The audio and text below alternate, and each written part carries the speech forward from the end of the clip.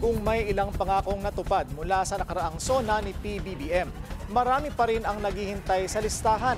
Pero hindi pa naman daw huli ang lahat.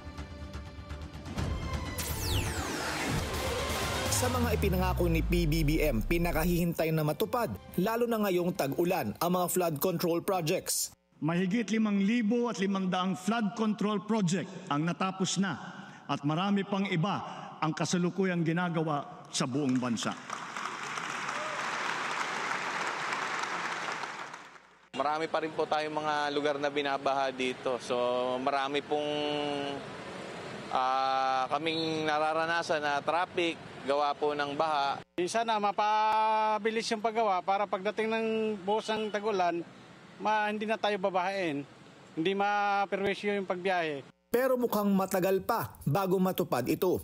Matapos i-veto at napyasan ni PBBM ng higit 16 billion pesos ang 2025 budget para sana sa mga flood control projects. Paliwanag ng Pangulo, may mga ibang kailangang unahin dahil limitado ang budget at kailangang busisiin pa ang mga proyekto ayon sa DPWH. Isa pa sa hinihintay na maipatupad ang pagpapababa ng presyo ng kuryente at magbunga ang pangakong amyenda sa Electric Power Industry Reform Act o IPIRA Law. Batid natin lahat na ang presyo ng kuryente dito sa ating bansa ay mataas. Kaya patuloy tayo sa pagdadagdag ng mga infrastruktura ng kuryente na magpapababa ng presyo ng kalanunan. Sa kabilang banda, tinitiyak din nating makatarungan ang paniningil sa mga consumer. Yung presyo ng ating kuryente sa Southeast Asia, we're second to Singapore sa pinakamataas. Kaya, it also resulted to inflationary reactions. No? Siyempre, mahal yung kuryente mo. So, tas ngayon, may gera kang nangyayari sa Middle East. So, I think it will be a big challenge yung ating usapin ng kuryente. No? Lalo na hindi natuloy yung amendments. Kasi maganda yung amendments dahil it will somehow reduce our dependency nga dito sa traditional source of energy. No? Mas in-explore nito yung non-traditional source of energy as well. Ayon pa sa political analyst at dean na si Gary Junicio, mahalagang pagsikapan na matupad ang pangako ni PBBM na sapat na classroom at dekalidad na edukasyon. Bagay na iniatas niya sa bagong DepEd Secretary Sonny Angara na ipinalit niya sa ngayoy karibal na si VP Sara. Ito ngayon ang magiging hamon sa ating bagong kalihim. Natiyakin ang pagbangon at pagtaas ng kalidad ng edukasyon sa bansa sa lalong madaling panahon. So, kung may mga challenge sa PISA report, tapos may backlog ka for teachers' education, and you have crisis on the classroom.